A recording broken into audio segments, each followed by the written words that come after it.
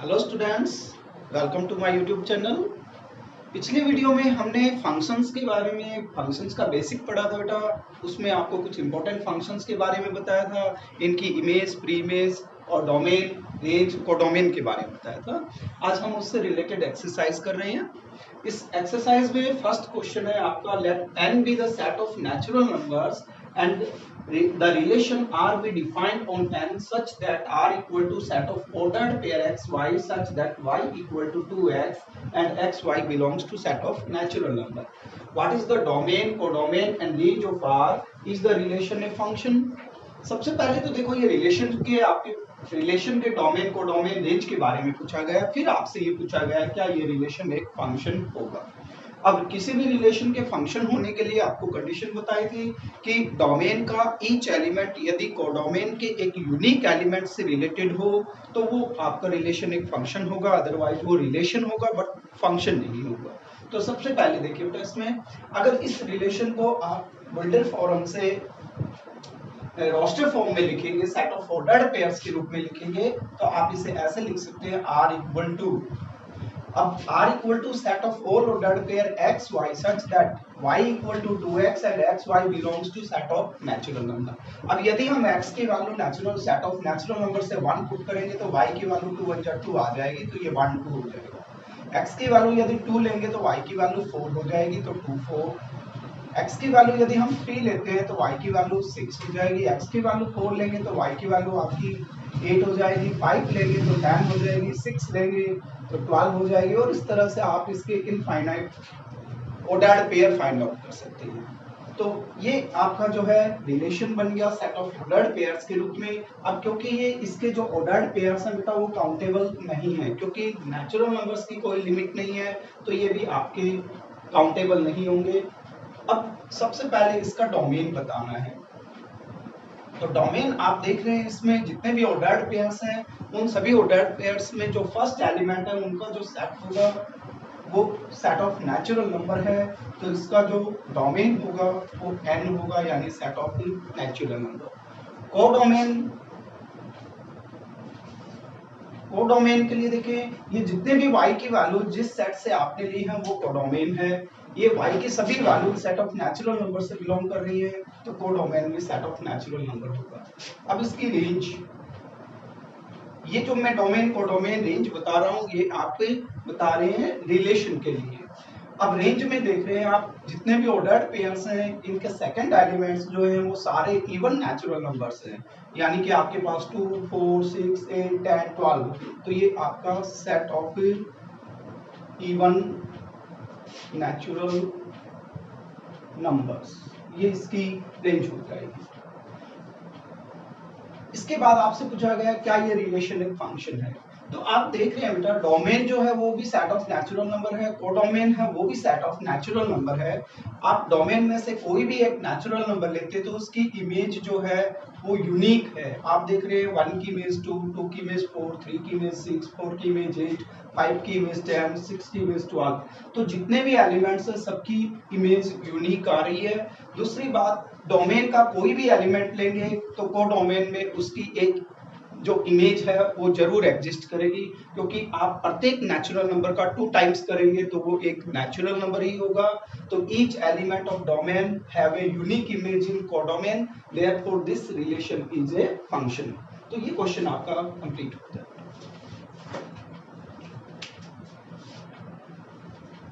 Question is given X is the set having elements 1 2 3 4, Y is the set having elements 2 4 6 8 10 12.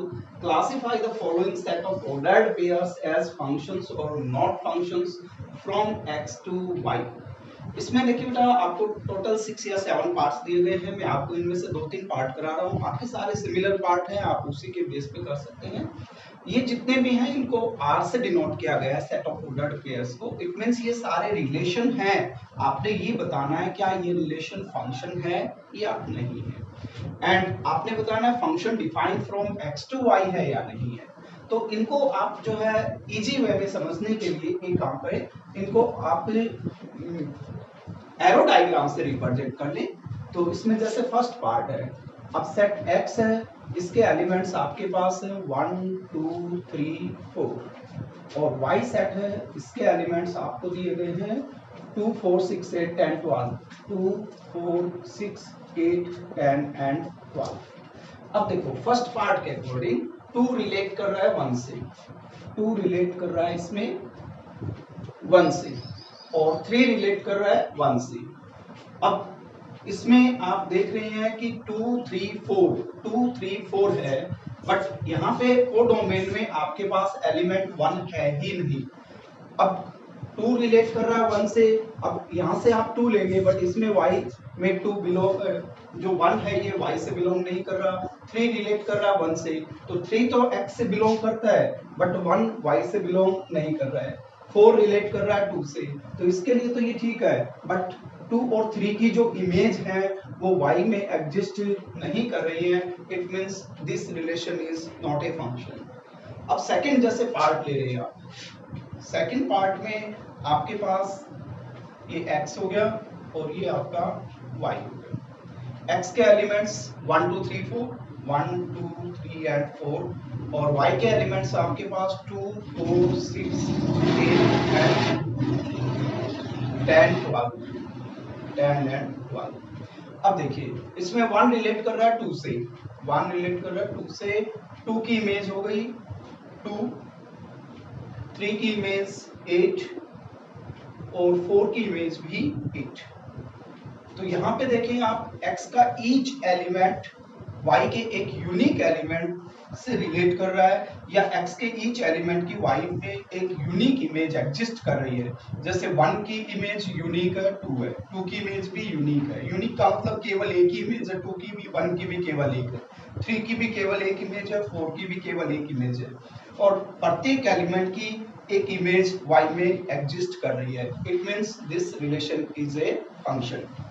अब एक part हो रहे हैं इसमें कर रहे हैं हम, ये आपका 7th पार्ट है।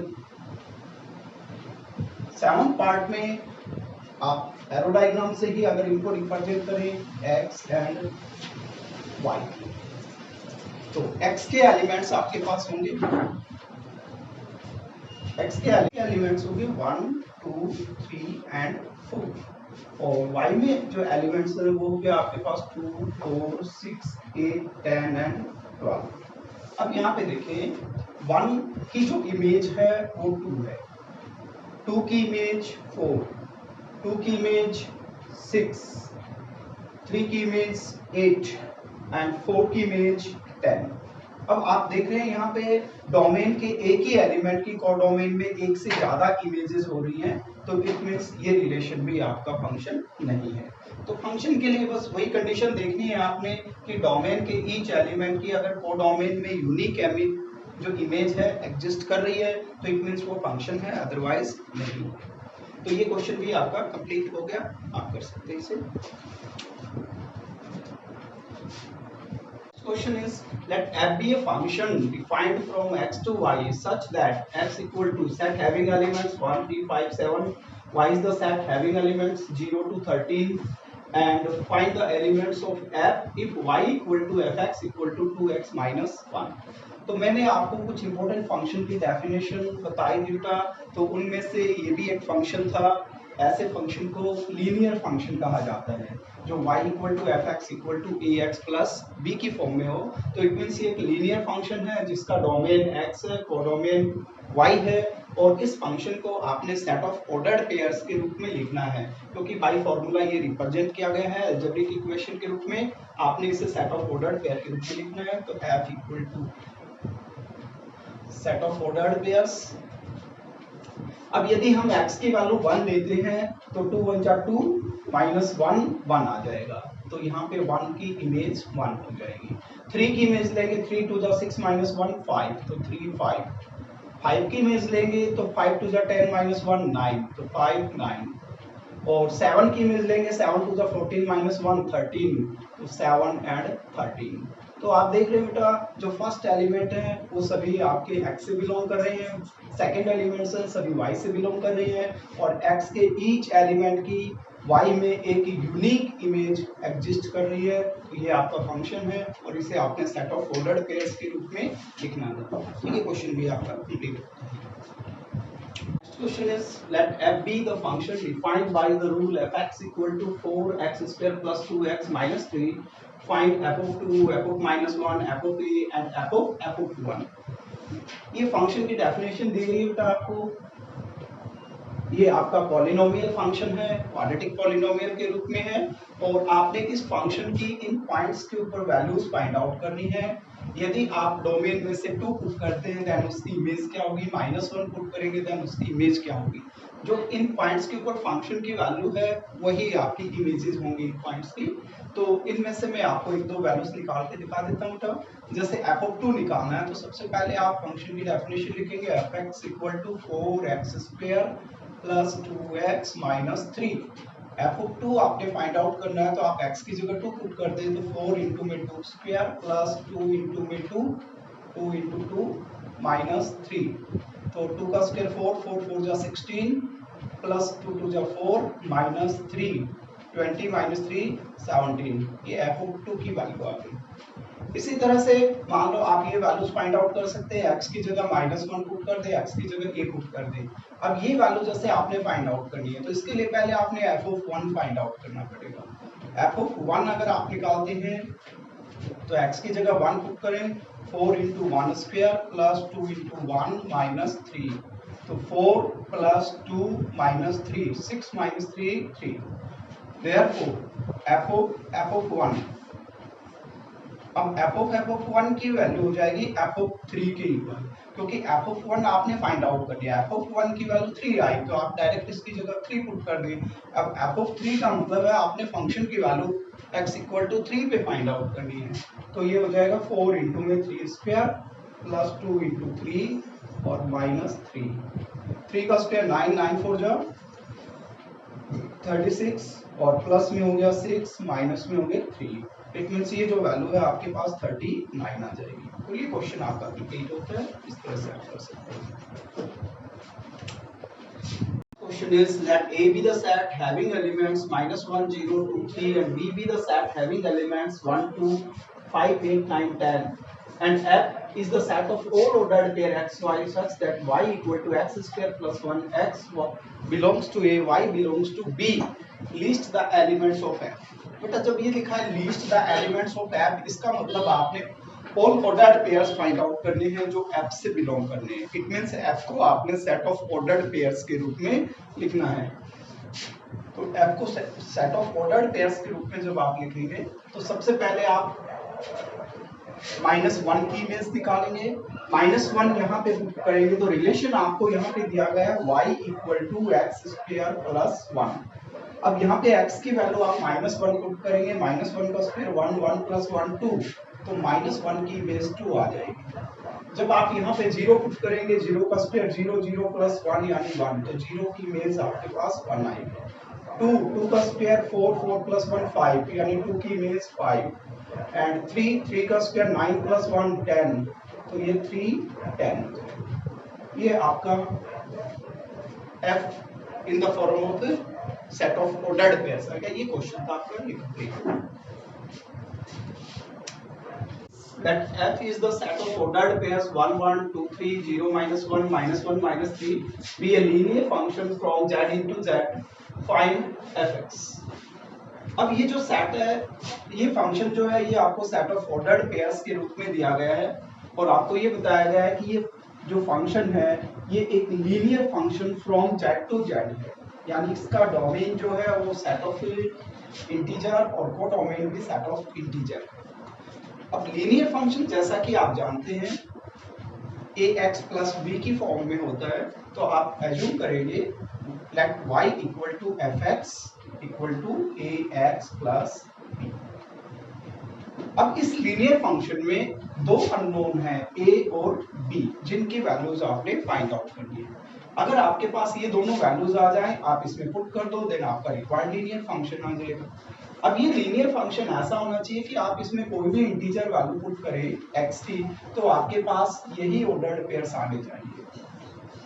अब नेचुरली जितने भी ऑर्डर्ड पेयर्स हैं सारे एफ से बिलोंग कर रहे हैं, एफ से बिलोंग कर रहे हैं, तो ईच ऑर्डर्ड पेयर इस लीनियर फंक्शन को सेटिस्फाई करेगा। तो आप इनमें से, क्योंकि आपके पास अननोन दो हैं, तो इट मींस आपको केवल दो ही इक्वेशन की जरूरत पड़ेगी, दो से ज्यादा इक्वेशन की जरूरत नहीं है। तो आप इनमें से जो भी आपको इजी ऑर्डर्ड पेयर्स लगते हैं वो ले सकते हैं। तो आप एक 1 1 ले लें और एक आपका 0 -1 ले लें। तो पुटिंग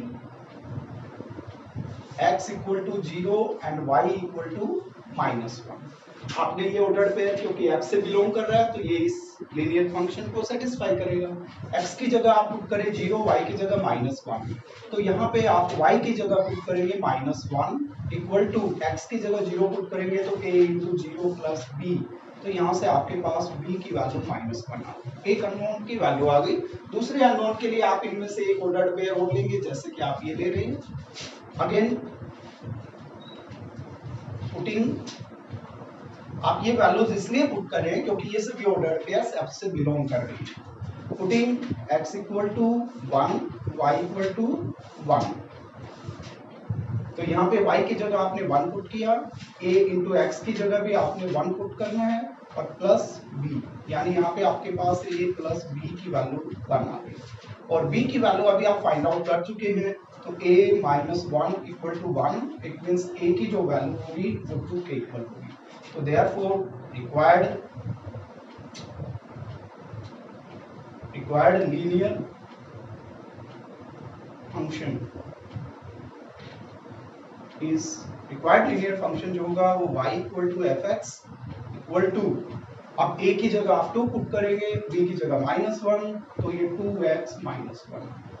अब इसमें देखिए बेटा, यदि आप x की जगह 1 पुट करते हैं तो 2 1 जा 2 -1 1, तो y की वैल्यू भी 1 आ रही है। x की जगह 2 पुट करें, 2 2 जा 4 -1, तो y की वैल्यू 3 आ रही है। यदि आप 0 पुट कर रहे हैं देन y की वैल्यू -1 आ रही है, और -1 पुट करेंगे तो -2 -1, तो y की वैल्यू -3 आ रही है। तो इसका मतलब ये जो आपका रिलेशन है, ये फंक्शन है, ये इन सभी कंडीशंस को सेटिस्फाई कर रहा है। तो ये आपका रिक्वायर्ड आंसर है। Is which of the following functions are odd and which are even? Even odd functions के बारे में मैं आपको पहले बता चुका हूँ था। अगर आप किसी भी फंक्शन में x की जगह -x रिप्लेस करते हैं और फंक्शन की वैल्यू में कोई चेंज नहीं होता तो वो इवन फंक्शन है, और यदि फंक्शन का साइन चेंज हो जाए तो वो ओड फंक्शन है, और यदि x की जगह -x रिप्लेस करने पर कुछ टर्म्स चेंज हो जाएं, कुछ टर्म्स एज इट इज रहें, तो वो neither even nor odd function होता है। तो यहाँ पे आप देख रहे हैं कि जो फर्स्ट पार्ट है उसमें जितने भी टर्म्स हैं उसमें x की पावर इवन है, तो ये इवन फंक्शन होगा। अब जैसे मान लो आप इसको डिनोट करते हैं equals to 3x raise to the power 4 minus 5x square plus 6। अब यदि इसमें आप x की जगह -x रिप्लेस करते हैं तो 3 इंटू में -x raise to the power 4 minus 5 into -x whole square plus 6।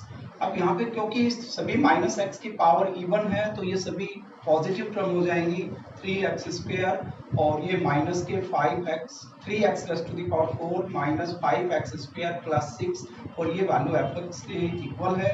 तो क्योंकि f of -x f of x के इक्वल है, therefore the function is an even function. यहाँ पे यदि आप x की जगह -x रिप्लेस करेंगे, दोनों टर्म्स के साइन चेंज हो जाएंगे, तो ये आपका minus of f of x के इक्वल आएगा, इट मींस ये ओड फंक्शन है। थर्ड पार्ट में आप जानते हैं बेटा कि मोड वैल्यू ऑफ x और मोड वैल्यू ऑफ -x ये दोनों हमेशा इक्वल होती हैं।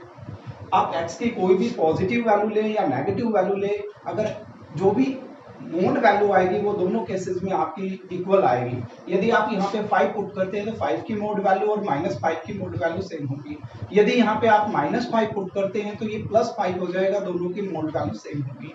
तो इसमें यदि आप f(x) इक्वल टू लिखते हैं mod value of x plus 7, तो f ऑफ -x की वैल्यू जो होगी वो mod value of -x plus 7 की इक्वल होगी, and mod value of -x mod value of x की इक्वल होती है plus 7, that is equal to f of x। तो ये फंक्शन आपका इवन फंक्शन है। इसमें आप देखें कि यदि आप फंक्शन को f(x) से डिनोट करते हैं, f(x) equal to greatest integer value of x minus x, और f ऑफ -x की वैल्यू अगर आप देखें तो एफ ऑफ माइनस एक्स की वैल्यू क्या होगी? इसमें x की जगह आप माइनस एक्स रिप्लेस करते हैं तो आपके पास यहाँ पे आ जाएगा greatest integer value of minus x, और यहाँ पे x की जगह माइनस एक्स रिप्लेस करेंगे तो प्लस एक्स आ जाएगा।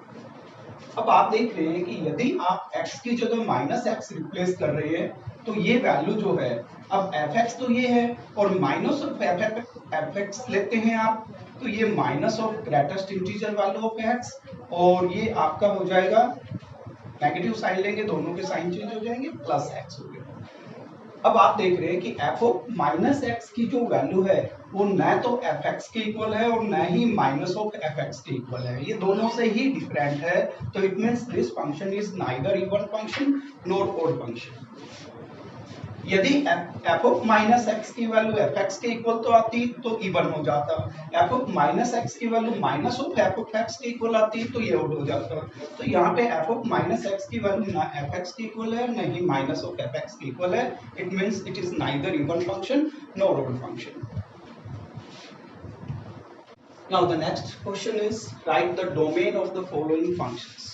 इस क्वेश्चन में आपको कुछ फंक्शंस दिए गए बेटा, आपने उनके डोमेन फाइंड आउट करने हैं, और डोमेन जो है वो x की उन सभी वैल्यूज का सेट है जिनके ऊपर y की वैल्यू एग्जिस्ट करे, डिफाइन करे, यानी कि x की वो सभी वैल्यू जिनके ऊपर y ना तो इंफिनिटी हो और ना ही जो है इमेजिनरी नंबर आए। अब जैसे इसमें सबसे पहला पार्ट है, इसमें फंक्शन को यदि हम y से डिनोट करते हैं तो y equal to √x² minus 3x। अब आप देख रहे हैं बेटा कि इस फंक्शन में जो है स्क्वायर रूट लगा हुआ है पूरी वैल्यू के ऊपर। अगर ये वैल्यू x की किसी भी वैल्यू के ऊपर ये कंप्लीट वैल्यू नेगेटिव आती है और नेगेटिव नंबर के ऊपर यदि स्क्वायर रूट हो तो वहां पे y की वैल्यू डिफाइन नहीं करेगा। तो इसका मतलब x के जिन वैल्यूज के ऊपर ये वैल्यू अगर नेगेटिव आती है x² माइनस 3x, वो वैल्यूज डोमेन से बिलोंग नहीं करेंगी, केवल वही वैल्यू डोमेन से बिलोंग करेंगी जिनके लिए x² माइनस 3x या तो 0 हो या फिर पॉजिटिव हो, क्योंकि 0 का स्क्वायर रूट 0 एक रियल नंबर आएगी y की वैल्यू, और ग्रेटर देन 0 है तो पॉजिटिव नंबर का स्क्वायर रूट भी पॉजिटिव रियल नंबर आएगा, तो y की वैल्यू उनके लिए भी डिफाइन करेगी। तो इसमें आप ऐसे लिख सकते हैं the value of function y defined if, कब डिफाइन करेगी? जब ये स्क्वायर रूट के अंदर की जो वैल्यू है या तो 0 हो या फिर पॉजिटिव हो, नेगेटिव ना हो। x² minus 3x is either greater than और इक्वल टू 0। अब आप एक काम करें, इसके लीनियर फैक्टर बना लें। इनमें से आप लीनियर फैक्टर बनाएंगे तो ये x इंटू में x minus 3 greater than equal to 0 आ जाएगा। अब मैं आपको एक शॉर्ट ट्रिक बता रहा हूँ बेटा, जिससे कि आप ये बता सके कि x की कौन सी वैल्यूज होंगी जो इस इक्वेशन को सेटिस्फाई करेंगी, और x की जो वैल्यूज इस इक्वेशन को सेटिस्फाई करेंगी उन्हीं वैल्यूज के ऊपर y की वैल्यू डिफाइन करेंगे और वही आपका रिक्वायर्ड डोमेन होगा। अब इसके लिए देखिए, जिस क्वेश्चन में भी आपके पास दो फैक्टर बने बेटा, जैसे कि x प्लस a या x माइनस a ले लिया, x minus a x minus b, आपके पास किसी भी क्वाड्रेटिक पॉलिनोमियल के दो लीनियर फैक्टर बनते हैं और यहाँ पे आपके पास साइन होता है ग्रेटर देन इक्वल टू 0। तो आप क्या करेंगे, ईच फैक्टर को 0 के इक्वल पुट करेंगे, तो आपके पास x की दो वैल्यू आएंगी, एक a और x की एक। अब इन वैल्यूज में से एक लार्जर वैल्यू होगी, एक स्मॉलर वैल्यू होगी। आप सपोज करें कि इसमें जो वैल्यू b है वो ग्रेटर देन आपका a, value b is greater then value a। अब इन वैल्यूज को अगर आप रियल लाइन पे प्लॉट करते हैं तो b is greater then a, तो इसका मतलब b जो होगा वो राइट पे होगा और a जो है वो लेफ्ट में होगा, ठीक है। अब यदि यहाँ पे sign greater than equal to है तो आपने जो वैल्यूज लेनी है वो या तो वो वैल्यूज होंगी जो a से स्मॉलर वैल्यूज है और या वो वैल्यूज होंगी जो b से लार्जर वैल्यूज हैं। इसका मतलब a और b के बीच की वैल्यूज को छोड़कर बाकी जितनी भी रियल वैल्यूज होंगी वो सारी की सारी, आप इनमें से कोई भी वैल्यू पुट करोगे तो इनका जो प्रोडक्ट होगा वो या तो ग्रेटर देन 0 होगा या फिर इक्वल टू 0। और यदि ये ऐसे हो, मान x minus a into x minus b और यहाँ पे लेस देन इक्वल टू 0, तो आप यहाँ पे कंपेयर करेंगे तो x की वही दो वैल्यूज आएंगी। सपोज करें b ग्रेटर देन आपका a है। अब रियल लाइन पे आप उन वैल्यूज को प्लॉट कीजिए जो फैक्टर को 0 के इक्वल पुट करने पर आई। जैसे आपके पास दो वैल्यूज आई, एक a और एक b। यहाँ पे यदि less than equal to 0 sign आ रहा है तो इट मींस x की वो सभी वैल्यूज इस इक्वेशन को सेटिस्फाई करेगी which lies between a and b, जिसमें अगर ये इक्वल टू साइन है तो a भी इंक्लूड होगा और b भी इंक्लूड होगा। तो एक सिंपल सी ट्रिक है बेटा जो आप किसी भी क्वेश्चन पे अप्लाई कर सकते हैं। आपने बस ये याद रखना है कि आपने लीनियर फैक्टर बनाने हैं, लीनियर फैक्टर को 0 के इक्वल पुट करना है तो आपके पास x की दो वैल्यूज आएंगी। उनमें से आपने चेक करना है कि लार्जर वैल्यू कौन सी है, स्मॉलर वैल्यू कौन सी है। एक आप नंबर लाइन प्लॉट कर लें, उस नंबर लाइन पे उन दोनों वैल्यूज को प्लॉट करेंगे, लेफ्ट में स्मॉलर वैल्यू, राइट में लार्जर वैल्यू। अगर यहाँ पे sign greater than equal to 0 है तो आपने वो सभी वैल्यूज लेनी है जो या तो स्मॉलर वैल्यू से छोटी है या लार्जर वैल्यू से बड़ी है, उसमें ये वैल्यूज भी इंक्लूड होंगी। और यदि यहाँ पे sign less than equal to 0 है तो आपने उन दोनों नंबर्स के बीच की वैल्यूज लेनी है, ना तो उससे स्मॉलर लेनी है ना लार्जर से बड़ी लेनी है। तो ये एक सिंपल सी ट्रिक है। अब यहाँ पे देखिए बेटा, ईच फैक्टर को यदि हम 0 के इक्वल पुट करते हैं तो x की एक वैल्यू 0 आएगी और x की एक वैल्यू 3 आएगी। तो हमारे पास x की वैल्यू आई एक 0 और x की एक वैल्यू आई आपके पास 3। अब नंबर लाइन पे यदि इनको हम प्लॉट करें तो ये x इक्वल टू 0 होगा और ये x इक्वल टू 3 होगा। अब यहाँ पे साइन कौन सा है, ग्रेटर देन इक्वल टू 0। तो इसका मतलब x की वो सभी रियल वैल्यूज जिनको पुट करने पे इनका product greater than equal to 0 होगा वो या तो 0 या 0 से स्मॉलर वैल्यूज होंगी या फिर 3 या 3 से लार्जर वैल्यूज होंगी। तो इसका मतलब ये हुआ कि either x is less than equal to 0 और x is greater than equal to 3। तो आप इसका डोमेन जो है यानी x की वैल्यू अगर लेस देन इक्वल टू 0 है या ग्रेटर देन इक्वल टू 3 है तो इनमें से कोई भी वैल्यू यदि यहाँ पे पुट करेंगे तो ये वैल्यू एक पॉजिटिव रियल नंबर आएगी या फिर 0 होगी, जिसका स्क्वायर रूट आप फाइंड आउट कर सकते हैं, y की वैल्यू उस पर डिफाइन करेगी।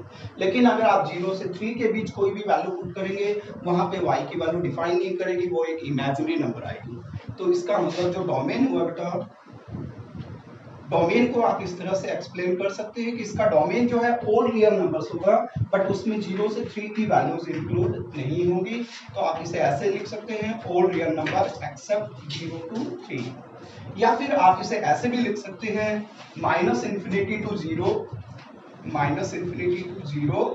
Union 3 to infinity. आपने दो इंटरवल्स के यूनियन के रूप में लिखा है, 0 से लेकर माइनस इन्फिनिटी और 3 से लेकर प्लस इन्फिनिटी। इन दोनों इंटरवल्स में जितनी भी वैल्यूज होंगी वो सारी इसे सेटिस्फाई करेंगी। आप इसका वेरिफिकेशन भी कर सकते हैं। जैसे आपने मान लो कि x की वैल्यू लेस देन 0 ले ली, लेस देन 0 में सपोज करो आपने -1 ले लिया, तो यहाँ पे यदि आप -1 पुट करते हैं तो -1 का स्क्वायर होगा बेटा 1 और यहाँ पे -1 पुट करेंगे तो -3 इंटू -1 +3 और प्लस में ये हो गया आपका 1, 4 का स्क्वायर रूट 2 जो कि एक पॉजिटिव रियल नंबर। यदि यहाँ पे आप मान लो ग्रेटर देन 3 पुट करते हैं, 4 पुट कर दिया आपने तो 4 का स्क्वायर 16 हो जाएगा और यहाँ पे 3 4 जा 12, 16 माइनस 12 यानी कि 4 का स्क्वायर रूट 2 वो भी एक पॉजिटिव रियल नंबर है। लेकिन अगर आप 0 और 3 के बीच की वैल्यू यहाँ पे पुट करोगे तो ये वैल्यू डिफाइन नहीं करेगी। लाइक आपने मान लो यहाँ पे +1 ही पुट कर दिया तो +1 पुट करोगे तो ये हो जाएगा 1 और माइनस में 3 1 जा 3, 1 - 3 -2 के ऊपर स्क्वायर रूट है तो ये इमेजिनरी नंबर होगा, वहाँ पे x की उस वैल्यू पे y की वैल्यू डिफाइन नहीं करेगी। इट मीन्स वो वैल्यू आपकी जो है डोमेन से बिलोंग नहीं करेगी। तो इस तरह से आप किसी भी फंक्शन का डोमेन फाइंड आउट कर सकते हैं। अब मैं आपको इसी तरह से सेकंड पार्ट करके दिखा रहा हूँ। सेकंड पार्ट में भी आप इसी तरह से करेंगे बेटा, क्योंकि यहाँ पे भी फंक्शन के ऊपर स्क्वायर रूट है, यहाँ भी फंक्शन के ऊपर स्क्वायर रूट है। तो the value of function is defined for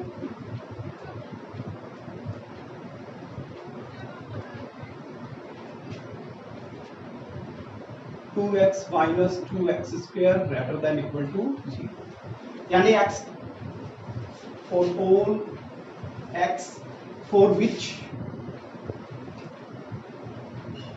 y की वैल्यू x की उन सभी वैल्यूज पे डिफाइन करेगी जिनके लिए, यानी कि x की जो वैल्यूज इस रिलेशन को या इस इक्वेशन को सेटिस्फाई करेगी। इसमें आप एक देखिए कि जो आपकी हायर पावर वाली टर्म है वो नेगेटिव है और स्मॉलर पावर वाली टर्म जो है वो पॉजिटिव है। इनका ऑर्डर चेंज कर दें आप, तो ये हो जाएगा आपका, और आप एक काम करें, इसे नेगेटिव नंबर से मल्टीप्लाई कर दें। इन इक्वेशन का एक रूल होता है बेटा कि आप किसी भी इन इक्वेशन को यदि नेगेटिव नंबर से मल्टीप्लाई या डिवाइड करते हैं तो इन इक्वेशन का साइन रिवर्स हो जाता है। यदि लेस देन इक्वल टू है तो ग्रेटर देन इक्वल टू हो जाएगा, ग्रेटर देन इक्वल टू है तो लेस देन इक्वल टू हो जाएगा। जैसे आप लिखते हैं बेटा 5 इज ग्रेटर देन 3, अगर आप इसे नेगेटिव नंबर से मल्टीप्लाई करोगे तो -5 इज स्मॉलर देन -3 हो जाएगा। तो इसी तरह से आप इसको नेगेटिव नंबर से मल्टीप्लाई करेंगे तो ये 2x स्क्वायर -2x हो जाएगा। ये टर्म पॉजिटिव होगी और ये टर्म आपकी नेगेटिव होगी, बट नेगेटिव नंबर से मल्टीप्लाई करने के कारण इन इक्वेशन का sign greater than equal to 0 की जगह लेस देन इक्वल टू 0।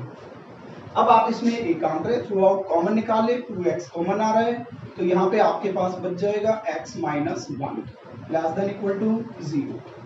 अब ईच फैक्टर को यदि हम 0 के इक्वल पुट करते हैं तो आपके पास वैल्यूज आएगी।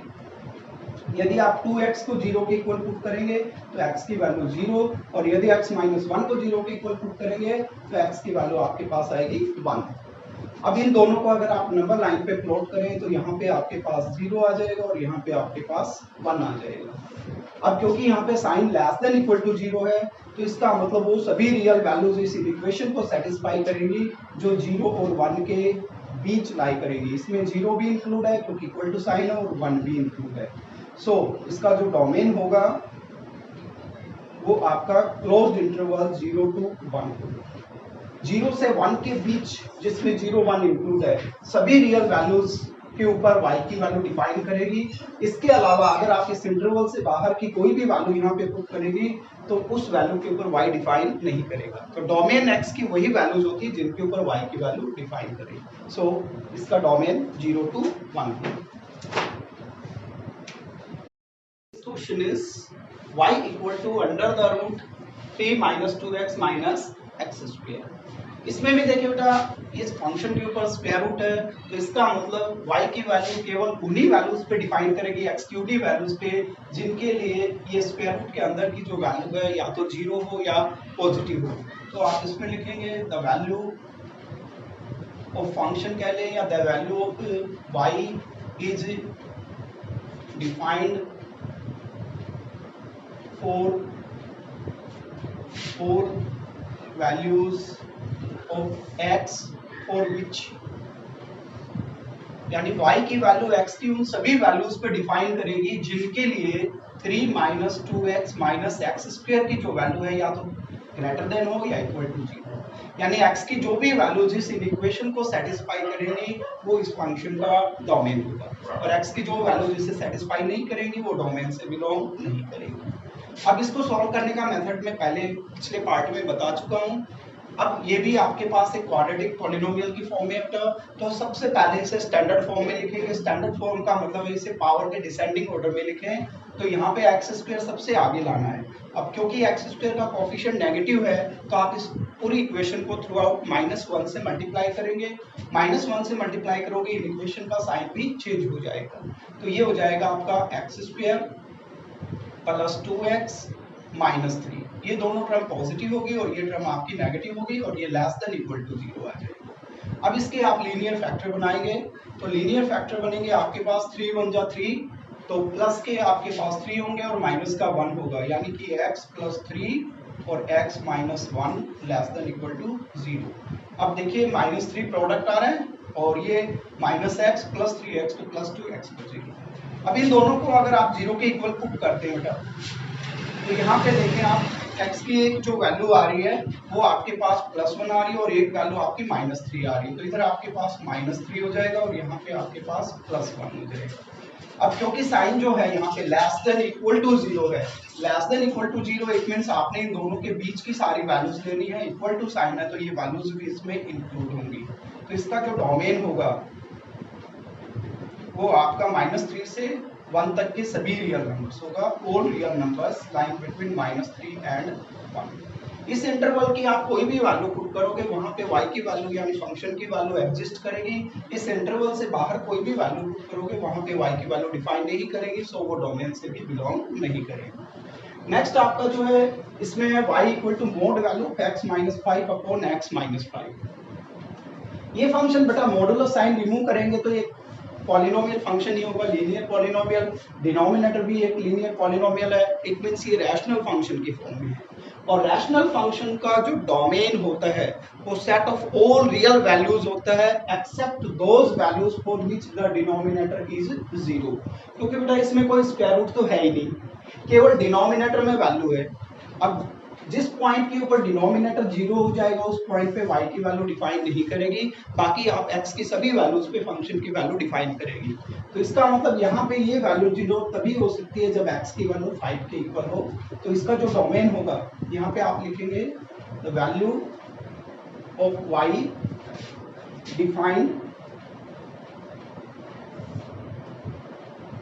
For all values of x except x equal to 5। x equal to 5 को छोड़कर x की सभी वैल्यूज पे ये डिफाइन करेगी। सो इसका जो डोमेन होगा वो ऑल रियल नंबर होगा, केवल उसमें 5 नहीं होगा, क्योंकि 5 पुट करने पे ये वैल्यू डिफाइन नहीं करेगी, बाकी सभी रियल वैल्यूज पे y की वैल्यू डिफाइन करेगी। तो ये इनके डोमेन होंगे बेटा। So this question is y equal to x square plus 3x plus 5 divided by x square minus 5x plus 4। अब देख रहे बेटा ये भी एक पॉलिनोमियल फंक्शन है क्योंकि इसका नोमिनेटर डिनोमिनेटर सॉरी ये भी आपका एक रैशनल फंक्शन है क्योंकि इसका नोमिनेटर डिनोमिनेटर दोनों ही पॉलिनोमियल फंक्शन है। और जो रैशनल फंक्शन है वो x की सभी वैल्यूज पे डिफाइन करता है, केवल उन वैल्यूज को छोड़कर जिनके ऊपर डिनोमिनेटर 0 हो। तो आपने अब यहाँ पे ये चेक करना है कि x की कौन सी वैल्यूज के ऊपर डिनोमिनेटर 0 हो। ये फाइंड आउट करने के लिए आप इस पॉलिनोमियल को 0 के इक्वल पुट कर दें। x square minus 5x plus 4 equal to 0। तो इसके फैक्टर बनाएंगे तो 4 बन जा 4, एक आपके पास x माइनस 1 हो जाएगा, एक x माइनस 4 हो जाएगा इक्वल टू 0, यानी x की एक वैल्यू 1 आएगी और x की एक वैल्यू 4 आएगी। अब 1 और 4 में से आप यहाँ पे कोई भी वैल्यू पुट करेंगे डिनोमिनेटर में तो आपका डिनोमिनेटर 0 हो जाएगा। तो इसका मतलब यहाँ पे जो डोमेन होगा the value of y is defined for all real values of x for which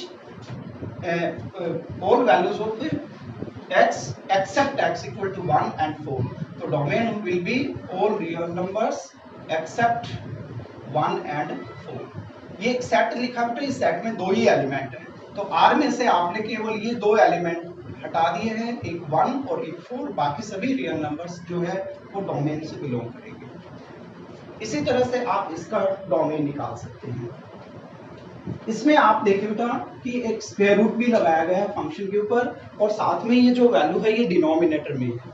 तो यहाँ पे आपने दो चीजों का ध्यान रखना है कि स्क्वायर रूट के अंदर जो वैल्यू है वो पॉजिटिव होनी चाहिए और ये वैल्यू 0 के इक्वल भी नहीं होनी चाहिए, क्योंकि अगर ये वैल्यू 0 होगी तो 0 का स्क्वायर रूट 0 और समथिंग अपॉन 0 होगा तो y की वैल्यू डिफाइन नहीं करेगी।